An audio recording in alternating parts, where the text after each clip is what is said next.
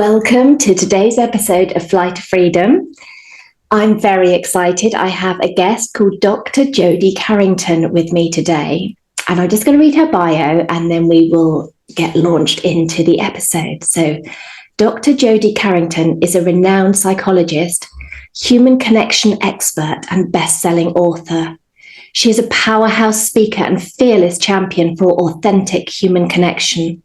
And she is highly sought after for her expertise, energy, and genuine approach to helping people solve the most complex human-centered problems. Jody's work focuses on the value of reconnection, the key to healthy relationships and productive teams. Her authentic, honest, and often hilarious approach never fails to inspire and motivate audiences.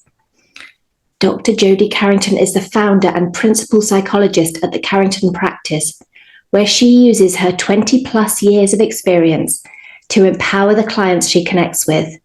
Jody's unique resume of clients, from kids to major institutions, provides her with insights and depth of experience to present unmatched value to her audiences.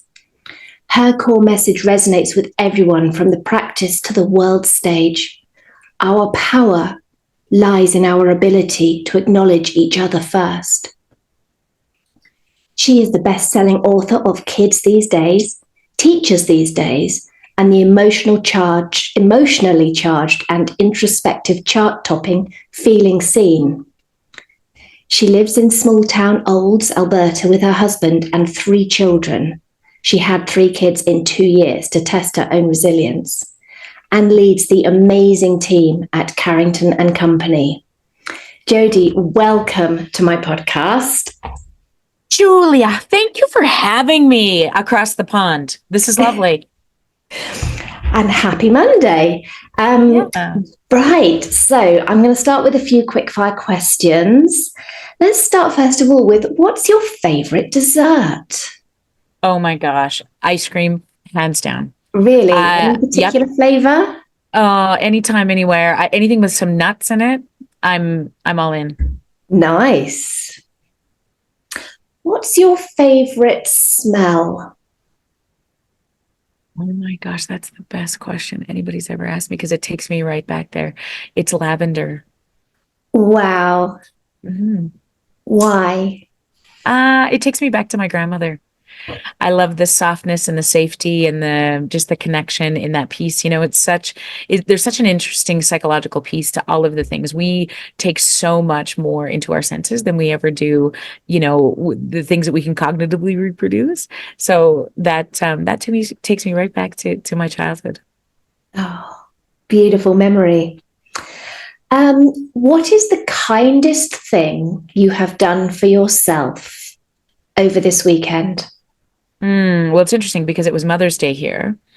And the kindest thing that I ever do, I think, is 2 things. I'm going to do 2 things. Nap.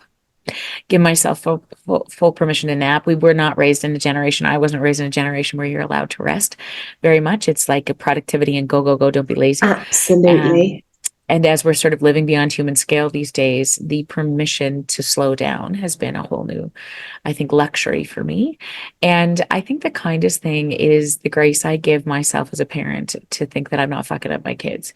So I spend a lot of time as an entrepreneur and traveling this globe and spending some time away from our babies. And so it's been this beautiful place of just reminding myself that you can't tell anybody how to be great. You got to show them.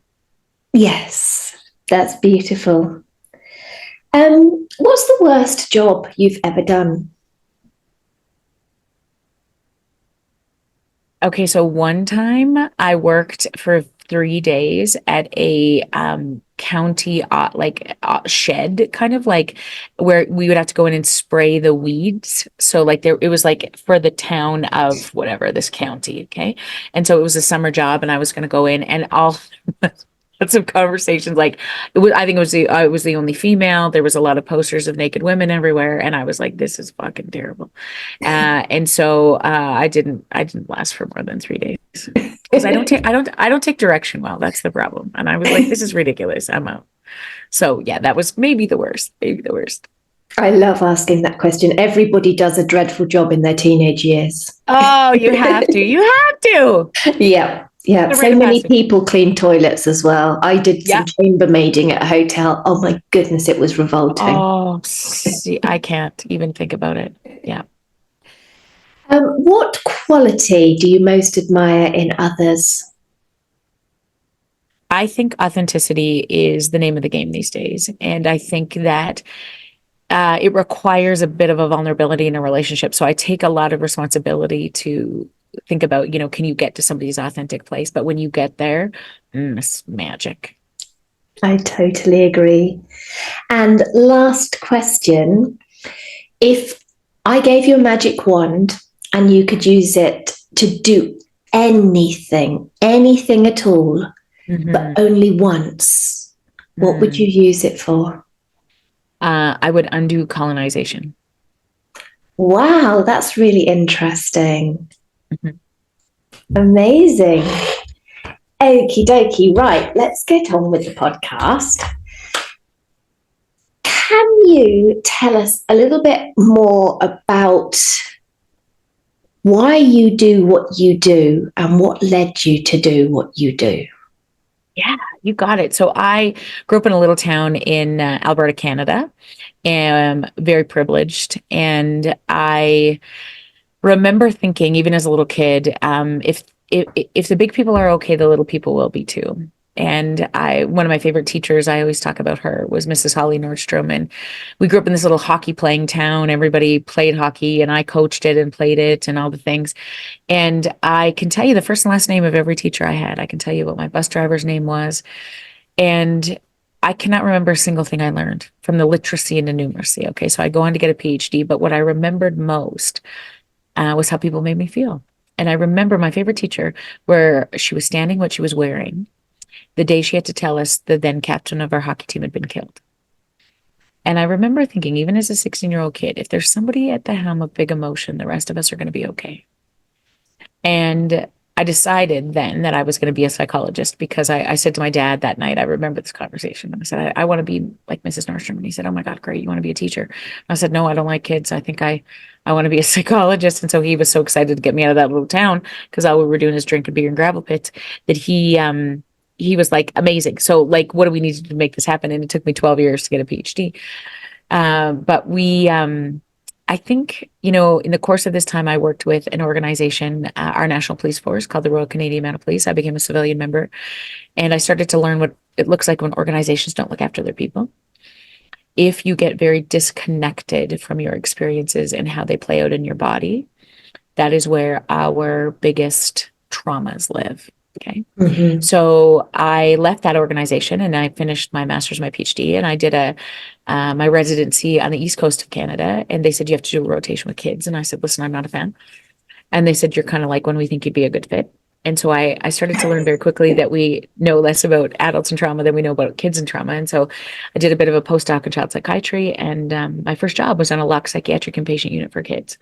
So for almost a decade, I spent a lot of time with family systems where there was, the hitters, the kickers, the biters, the ones that tell you to fuck off. Those are my favorite babies because, and of course, lots of disordered eating experiences, lots of anxiety, lots of depression, lots of mood related symptoms. And we would ask this question all the time. What's wrong with this one? What's wrong with this one? And there's a litany of diagnoses, right? They got the ADHD and the ODD, and they got the anorexia, the bulimia, the whatever the deal is. But we never ask, what happened to this one? And what I quickly learned from those complex cases was that when we switch the question from what happened, from to what's wrong here to what happened here, everything changes because context is the prerequisite for empathy. And it allows us to sink in and understand and to, drop some of those defenses and figure out how to do the work. And so when I left the children's hospital, I finally met my husband. It was taking me a long time to land one, and I finally got a good one. And then we had our babies really quick. And my husband said, I think we need to move back to this little town that I grew up in. I think that'd be best for all of us. And I said, I was exhausted, and I was like, you bet, you got it. So this little town in the middle of Alberta, Canada, and I started a private practice, and I started to consult on really tough cases, the kids and families that were really struggling, because I'd done this, 10 years on a psychiatric unit, and there was nothing that really fazed me. And so then, I started talking about this question, what happened here? Let's look at their story. Context is important. Tell me, what's their middle name? When's the last time they saw their mama? How do they feel about them? All those questions. And then I started speaking, and they said, can you speak to our teachers? Can you speak to our superintendents? Can we do a parent forum? Can we talk about these things? And so what we did, and then I wrote a book, and it became a national bestseller. And then I wrote another one, and then that did well. And then we got a book deal with HarperCollins, and I wrote Feeling Seen. It became a national bestseller. And now I speak globally around relationship and connection, and particularly in this disconnected world. We have seen a massive increase in mental health related concerns, including eating disorders, that I think is really all related much more understandably to a loneliness epidemic. When you are disconnected, it becomes very difficult to manage the big emotions of the world, and it manifests in addictive related behaviors, including an attempt to control the things we think we have control over. And food is that really tricky thing. Exercise is that really tricky thing that we kind of need every single day, particularly food, to be able to navigate the world. And so it, as you know, is one of the hardest things to treat. Because when people, get locked into, a phobia or anxiety or depression, I can navigate those feelings. But we always are faced with what do we put in our body? What happens to that process? And so it becomes really tricky in that regard to deal with emotions, because you can't take a break from food unless, of course, it gets very severe and you're on an inpatient unit. But the idea is it's tricky. It's tricky, and it takes an entire village to be able to do this work, because you can't do it alone, as I think and so it's been the greatest challenge of my career to try to navigate how best to support and understand and figure out the story behind why we get to certain places. And it's been the highest honor of my career. And I would say too, from a personal perspective, it's always, as a woman, as a short woman, the difference between an eating disorder and disordered eating has always been sort of something that I think about all the time, right? How is this expectation of women and the inundation of media and then social media played on this capacity to understand how we should look and feel? And I think we're only going to see a massive increase in that in the next generation. I totally agree. I think that we are. Oh, well, first of all, thank you so much for sharing all that about yourself.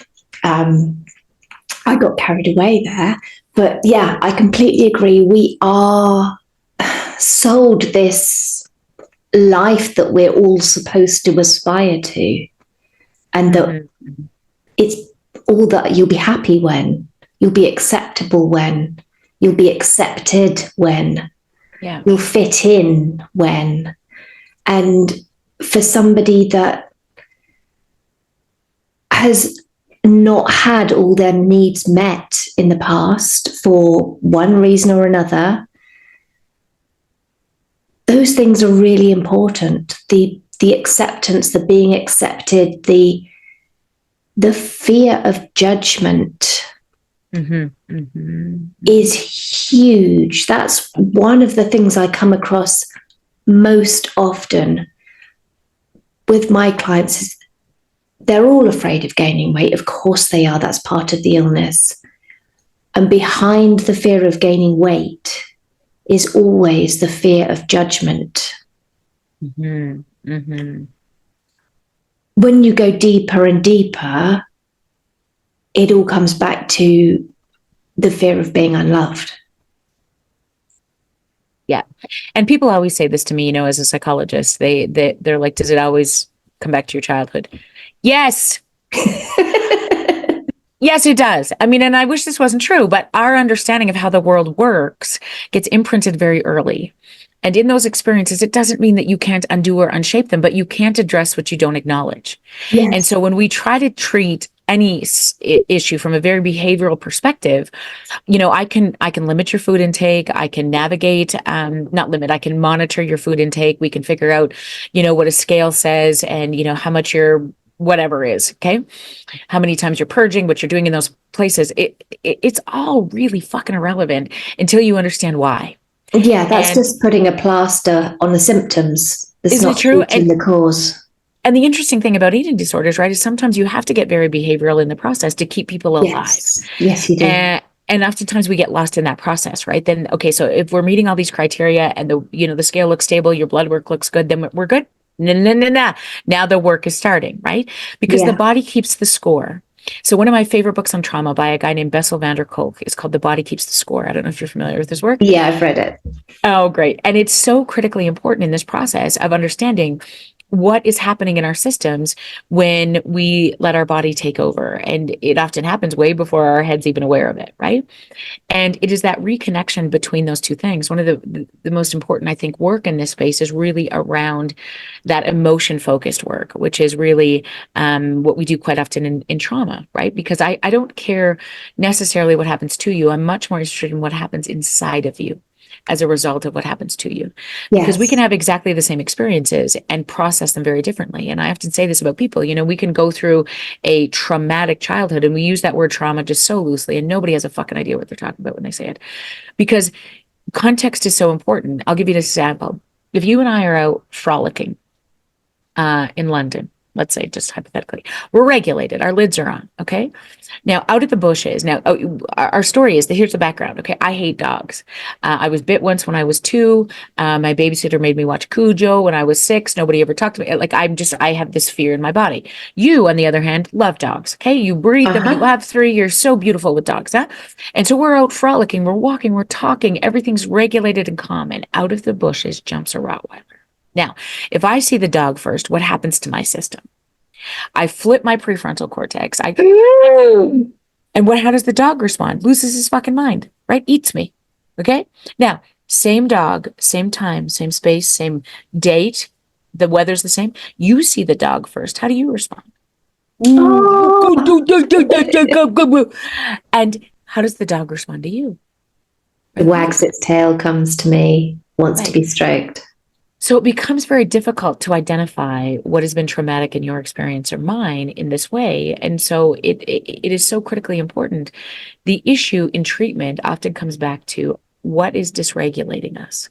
What is sending our body in that state of emergency? And oftentimes it isn't an emergency. It is our body's way of going into fight or flight, which gets us really dysregulated, or freeze, gets us really dysregulated. And so the work is really in figuring out what are those things that puts us in those space that really makes us like, oh my God, I'm going to be judged. I'm going to be unloved. Holy fuck, I'm going to gain 5 pounds. Like whatever that is, there's a mismatch, a rewiring in there that sort of, we just have to, you can't address what you don't acknowledge. And so I really want to know what that story is about. How did we get there? And sometimes we don't even know consciously, which means I can spend a lot of time talking about what happened to you in this way of logistically this. But my question often happens in this work is, where do you feel it? And it is so striking, if you and I were in a session, I would be like, take me back to those moments where it feels overwhelming. You almost have this out of body experience. You've either eaten excessive amounts or purged excessively. Tell me, where do you feel it when that sort of panic sets in or that anxiety sets in? And oftentimes people will say like in my chest, in my belly, in my shoulders. And that is where the answers lie. And I often say, okay, let's get back into this state of calm. Let's regulate this system first. And then we need to start to do the work. And it's just unpacking and putting those pieces together just a little bit so that you have a bit more control in those moments when it starts to feel dysregulated and overwhelming. There's nothing wrong with you. There's no emergency in this moment. How do we start to retell that story? Yeah. Does that make sense? It does. It does make sense. I do have questions though.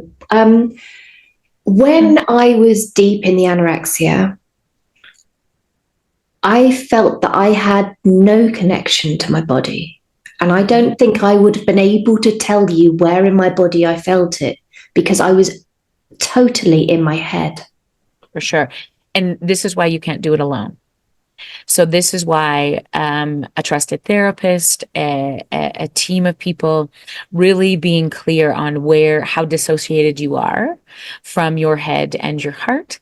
And sometimes when that's super, super bad, as many people are, their trauma's gotten in the way, or the story about themselves have gotten in the way, and their neurochemistry is all kind of messed up. That's why it becomes really important to sort of understand, okay, so do we need a medication on board? Anxiety is often the bottom of many of these things. And we can practice all the strategies we want on the planet, but if you lose access to to your prefrontal cortex, you lose access to your strategies. So it's not that you're failing in this process. I need to know from a neurochemical perspective in a consultation with psychiatry, whether I need to regulate your system neurochemically first, right? Do we need medication on board to assist us in this process? Not because it's going to be the fix. This is not an end game, but I need access to your your prefrontal cortex in order to sort of give you access to your strategies. Are we way too disconnected, sometimes even psychotic in our experiences to be able Sorry. to? It's okay. It's okay. Are we even sort of out of our bodies? Do we need some help regulating that? If I can't do that of my own volition because the trauma is so big, or because the story of myself is so big, sometimes in combination with a psychiatric consult, we can talk about, or with your physician, we can talk about then regulating the system. And then we start to work on the strategies. Then we start to do that work of like, are you safe enough to sit in this chair and drop your shoulders, wiggle your toes, feel your body? And then I start to ask questions around, okay, now where do you feel it? And so it is that system of, I think, because oftentimes you can imagine, I mean, you said this in and of your own case, many people stay in this system for as long as they can imagine. The constant vigilance of, am I enough? Am I too fat? Am I too skinny? Am I fatter than her? Skinnier than her? What am I doing over here? And then the social media, no. Uncertainty, no end in sight, and fear keeps us in this place, which means we lose access to the best parts of ourselves. Most of the work is in getting this system regulated first, and then we figure out how we navigate it. I totally, totally agree. So, with regards to people being medicated, certainly here, it seems that antidepressants and anti-anxiety medications are almost handed out like sweets. Our countries aren't different in that regard, right? We want to fix it for people. Because I hate that you feel like this in your body. I hate that my best friend feels like that in her body. I hate that my 12-year-old is like, right? And so we want to do that all the time, particularly with ADHD too. I'm not sure if this is true in your country, but it's like, let's just do this. What's so critical, and I would say this like with just such gumption, is that it's always a two-part process. The purpose of many psychiatric medications or psychological medications, mood-related medications, is to assist in the regulation of your body so that we can do the work, not that it's an end game. Yeah, that's where I think the system isn't working. 100%. And when we're disjointed and we don't have a team and we just have a physician that we're like, hey, listen, I'm feeling super anxious. I'm eating, I'm binging every night when the kids go to bed.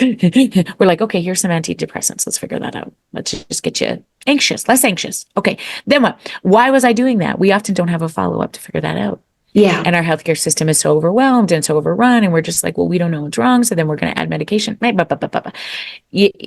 know it's a gold standard expectation, but I think when we're advocating for our own care, what becomes really critical is, can we regulate our system enough on our own? And some of us can. Some of us, when we are in a place in a trusting relationship with either, somebody who understands what they're doing, or you have a great therapist, we can regulate the system. Some of that work happens first, and then we tackle why we got there. It doesn't, I hate that I started with this medication consult idea, because you always don't have to start there. But oftentimes we overlook it as, the end game. And sometimes, we can do all this work in session, and sometimes it's bigger than you.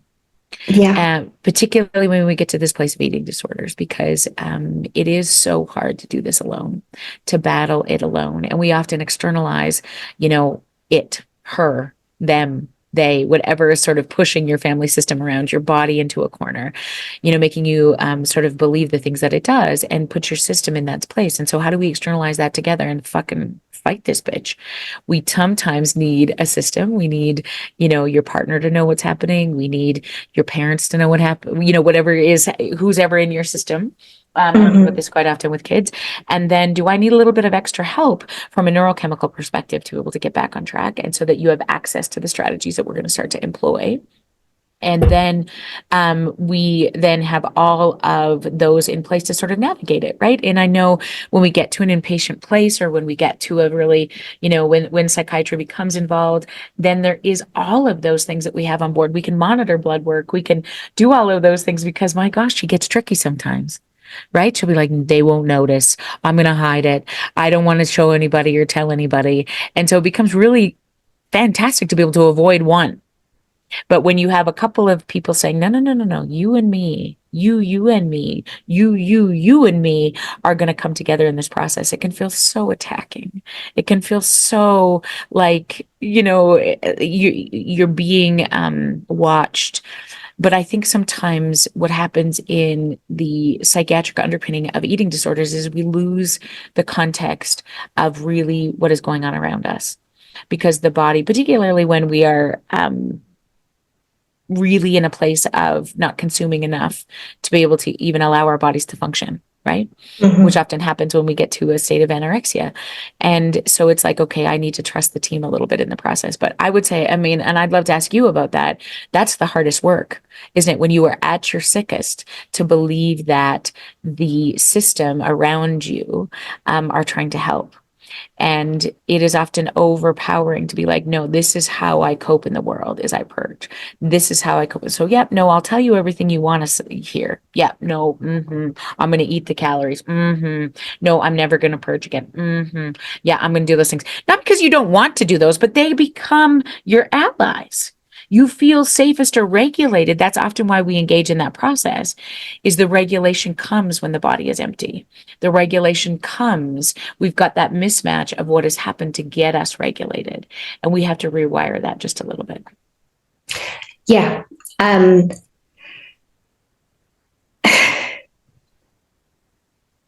My personal experience was actually accessing the help was incredibly difficult. Not that there was people were telling me what to do and I didn't want to do it. It was that I didn't fit in the right boxes. That the waiting lists were years long.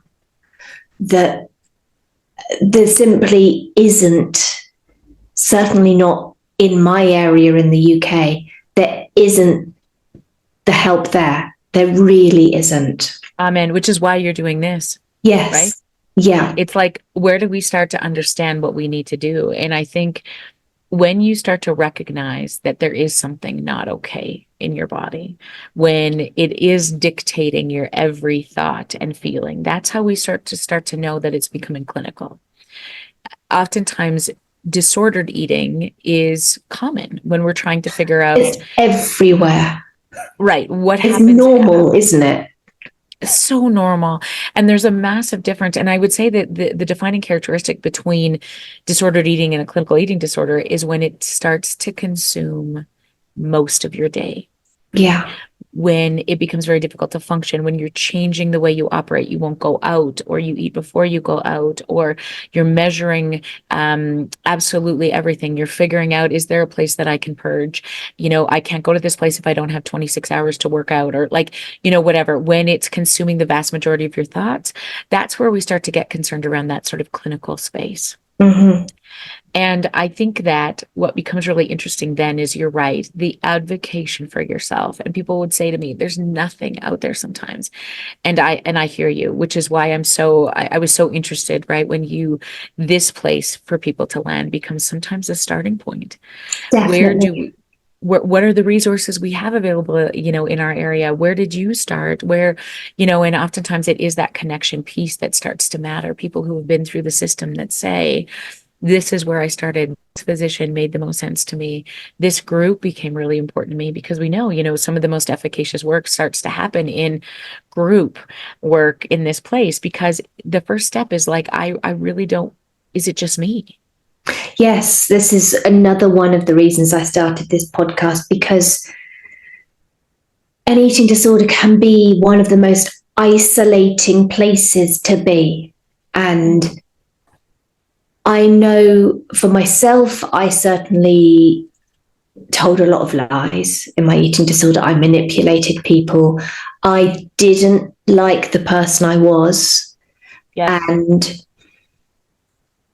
I pushed people away to protect the eating disorder a lot of the time.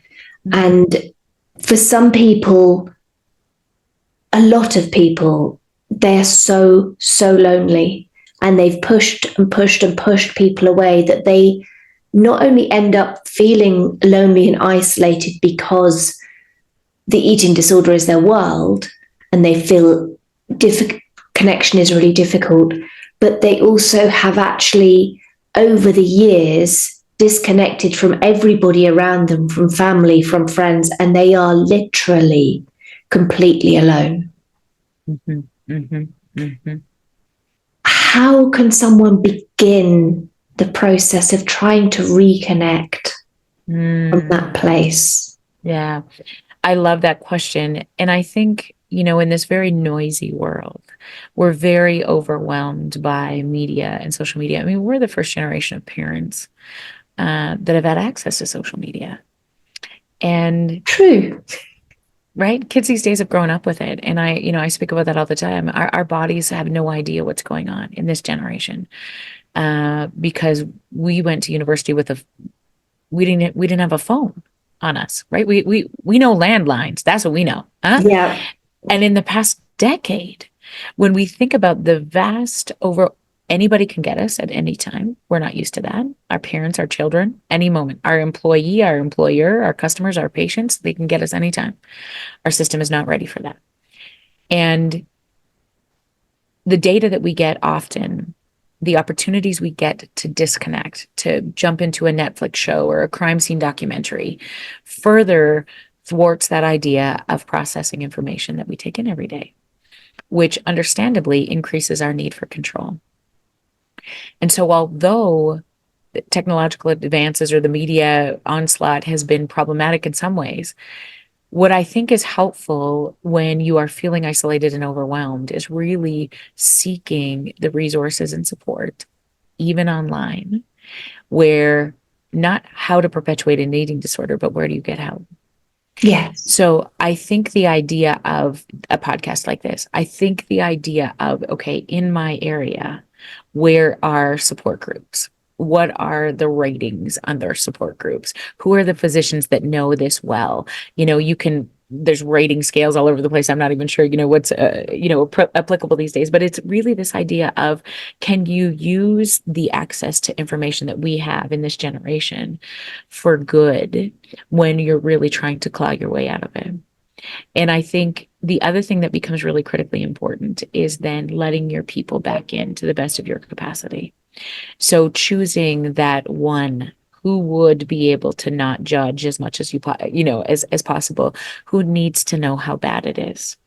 And oftentimes it is, the best friend. Sometimes it is the person that you've pushed away. Sometimes it is that sense, but really taking some time to sort of wonder who could handle this in this moment. And building that village back in one little step at a time, I think, becomes scary as hell, but necessary. Would you say, in your experience, and this was certainly my experience, that when somebody allows themselves to ask for help, that was a huge deal for me. I never asked for help. I thought that was a weakness. I thought that showing vulnerability was a terrible, terrible thing. And that's my conditioning. So the first time I asked for help, it was a massive deal. And honestly, I felt like the world was going to explode around me. In your experience, when somebody does ask for help, is it generally met with compassion and acceptance? Mm-hmm. I think that's so tricky because it really depends how and where you do that. I think that oftentimes in our states of desperation, we are not very good communicators of how we got here or what we need. And Yes. so I would say sometimes, I mean, it takes us to the point of desperation before we'll ask for help. And so we typically aren't in very good conditions in those ways. Yeah. If you're listening to this podcast, I would say if you can do your very best to drop your shoulders and wiggle your toes and really think from that place, who would be my biggest ally? Who would be my biggest support? And really make a plan around that when you're regulated. You might not execute it for a while. If you don't think that it's, that bad, if you're still trying to wonder where you're at in this process, but make that plan when you're regulated so that when it feels like it's time, when it feels like you're brave enough, when it feels like it's out of control, you know where you're going to go. Because sometimes in those moments, we just take anybody, right? We're at home with our Yeah. partners or our children, and we're like, I'm a fucking disaster. And this happens all the time when, in conflict or when we get in times of distress. But I would say in a regulated place, figure out where your safe places to land are. Then when you need them, then you act on them. If that doesn't happen and you get into a place where people, you've pushed them away, or they're like, I don't know what to do with this, or you're fine, it's not a big deal. They want you to be okay. If you're not okay, they're not okay.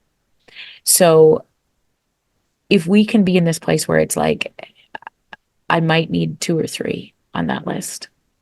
I might need to, sometimes people don't want it to be as bad as it sometimes seems, especially if you've held your shit together beautifully. They're like, what? No. Yeah. You're fine. Physicians will say that all the time. Okay, well, let's just see how it goes. You're like, so being very clear on why now becomes, I think, really important. I need you to know I've never consumed a full meal in 5 years. I am, whatever that deal is, right? Like being very Yeah. clear. Like I purge 16 times a day. Whatever that is, right? Like, so sometimes it is a little bit of a like, okay, this is why it's gotten this bad. And many times in this space, and, which may not have been your experience, but particularly it is when other people start noticing. And, the frequent visits to the bathroom after meals, or not eating in front of people, or, an extreme loss of weight, or, any of those things, which are, less visible in bulimia, but it becomes sort of other people approaching us. That tends to not happen at the most ideal times. And so the defensiveness, the disconnect, the misunderstanding of how wrong that is. If you have had multiple confrontations like that, it's okay. It really is. It is in those moments when you're listening to these words, if you're by yourself, right? Regulate your system. Figure out again who would be safe to start to have an initial conversation with around, I actually don't think this is okay. I'm not sure I want to change my behavior. Maybe I'm not ready to do that yet, but I think I need to start building a little bit of a village around some of these things. And so it's like figuring out how you can fight back one step at a time. Yeah. That's really, really helpful advice. And you're absolutely right about people noticing and approaching you. And yeah, that was my experience. And yes, I did get very defensive and I pushed them away and I denied. But actually, it was those very people that didn't let it go, that kept pushing me, even though I kept pushing it away. Those were the people that I realized did care. Mm-hmm. They cared enough to keep approaching me. Right. They cared enough to keep saying to me, this isn't okay. And so when I allowed myself to explore what they'd been telling me for quite a while, and accept that what I thought of for so many years, I thought I was in control of me. Oh, beautiful. Mm-hmm. And when I realized and accepted that I really had no control, I was completely in control of an illness, then it was those people that were the first ones to step up and help me. Mm-hmm. And I think you will never see it when you're in the middle of it. And No. I think that's the hard part, right? Is it like, do you really mean good for me? Are you really doing this? You don't understand. And I think that's the hard part, right? And it's like, oftentimes when we're fighting an eating disorder, it is the support for the village that becomes even more important than the person fighting the illness themselves. And, I see this a lot when we're working in family systems, in adolescents or young people get this get into such a state of disrepair. But also, when we see older, I want to speak to your partner. I want to speak to the parents. I really want to be able to have as much access to the village, because it's a manipulative, tricky little fucker Oh, that it really is. all the skills, huh? The smartest of the smartest. And so you really do have to get really quite aggressive in the beginning, particularly, depending on how bad it is, around like, nope, we eat every meal together. No, no, no, no, I'm fine. I can do it. No. Oh, mom. Oh, dad. And there's a lot of prep work that happens around this process, or, husband, wife, whatever it is, around like, you watch it, because words will come out of their mouth like you don't even believe it. And that's the eating disorder, because they are desperate to keep a hold of that. That anxiety is so desperate because it believes fully that this world is a scary place. It believes fully that it's in protection mode.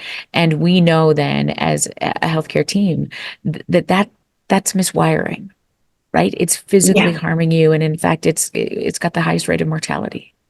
So it's really, eating disorders have the highest rate of mortality. So it becomes really easy when we start to use those statistics to say, husband, kids, mom, dad, look at my eyes. Here's what we're going to need to do, right? We need to go into the bathroom. What? We do. I need to see your feet. I need to see them facing forward. I need to make sure that we are monitoring this. We're going to have to do blood panels every 2 weeks. Like, whoa, it feels so invasive. Mm-hmm. Because that's how tricky that anxiety becomes in that prefrontal cortex. We're not missing. Mom is still there. Sister's still there. Brother, son, whatever, whoever the IP is. We just got to get back to them a little bit. And so oftentimes the resistance is massive, as you know, at the beginning. Yes. And that's okay. But we also need to hold the people around us to understand that the resistance isn't personal. Yeah, absolutely. And because I didn't have access to this village, I didn't have access to psychiatrists, I didn't have access to eating disorder teams, because there was just no availability. There was very long waiting lists. I had to tick almost emergency boxes to have had treatment any sooner. I did find myself an amazing coach. I did listen to all the podcasts. I did do as much of the research as I could. I did read all the books.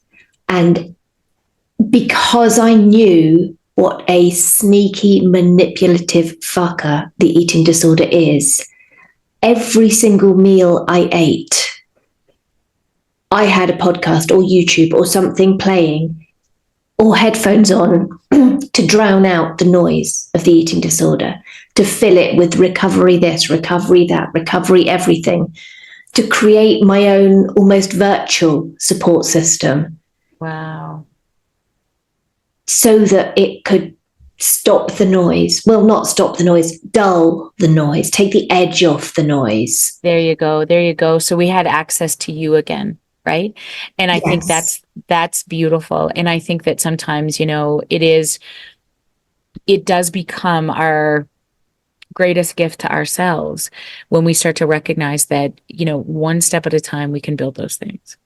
And that's phenomenal. I mean, I'm so glad that's your story, because I think it, it is that difficult. And in many of these mental health spaces, I promise you, I mean, this is why this is my life's work, because I've never worked with brave people who are ready to address invisible places, because it's so hard to convince even, the very medical model or the people we love the most that there's something happening inside of my body.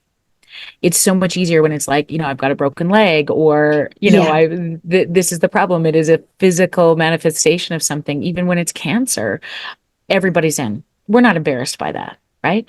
But when it's anxiety or depression or a clinical eating disorder, the stigma, I think, really affects many of us so much. And we struggle, and others struggle to believe, like, you have an eating disorder. Oh my God, what is wrong? Like, versus if you were to say to your people who love you the most, I've been diagnosed with breast cancer. Oh, well, Jesus, they're bringing shit then, and they're whatever we need, and we're time off work, and everything is fantastic, right? But oftentimes, mental illness is fought in silence.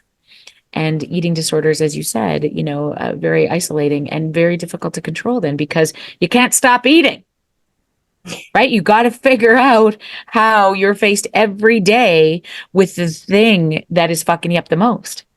So it does require support. It does require Yes. education and understanding. And so how you do that, like you did, what an inspiration, Julia, you are, to be able to sort of say, this is how I did it. But also then, being very fully aware of the resources that are available in your community, to the experts who do know, how we can connect in that regard. Because sometimes, if you're listening to this and you're worried about your child or your partner, or, whatever, sometimes it is very difficult to do that single-handedly. Hey? Yeah, absolutely.